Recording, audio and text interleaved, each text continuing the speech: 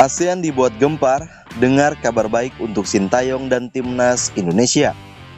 Dan jangan lupa untuk like, komen, dan subscribe, serta nyalakan tombol notifikasinya. Kalau sudah, mari kita lanjut.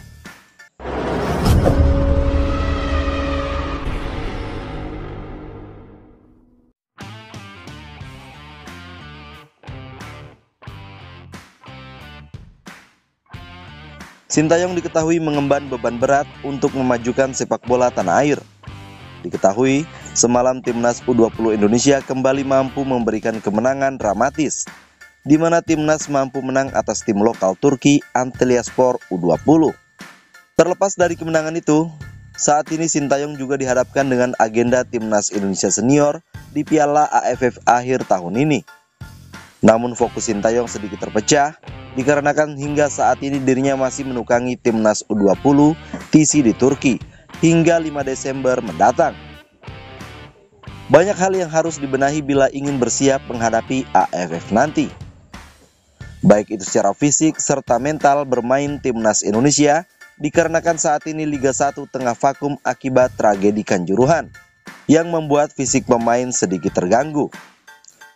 Namun terlepas dari masalah itu semua, ada kabar baik yang bisa membuat Sintayong bernafas lega, di mana kabar baik yang pertama datang dari proses naturalisasi Sein Patinama yang telah disetujui oleh Komisi 10 DPR RI. Tentunya ini kabar yang sangat menggembirakan dikarenakan 3 pemain keturunan yakni Sandy Walsh, Jordi Amat, dan Sein Patinama akan dimainkan Sintayong di AFF nanti.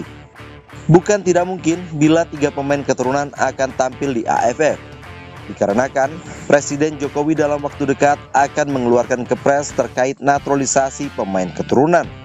Dan kabar baik yang kedua, anak asuh Sintayong nantinya akan mendapatkan dukungan penuh dari supporter Timnas Indonesia.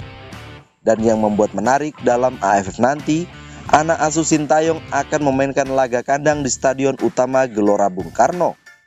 Direktur Utama Pusat Pengelolaan Kompleks Gelora Bung Karno (PPK GBK) Rahmadi Afif Kusumo mengatakan, Timnas Indonesia bisa menggunakan Stadion Utama Gelora Bung Karno untuk Piala AFF 2022.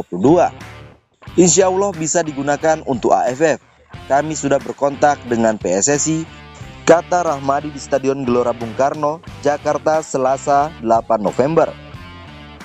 Dia melanjutkan, Sekretaris Jenderal PSSI Yunus Nusi sudah memastikan meninjau Stadion Utama Gelora Bung Karno. Berharap Federasi Sepak Bola ASEAN atau AFF juga melakukan hal yang sama.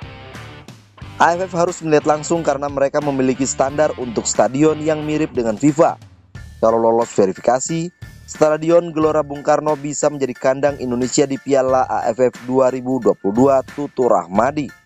Kita doakan bersama semoga Timnas Indonesia bisa meraih kemenangan dan menjuarai Piala AFF akhir tahun nanti.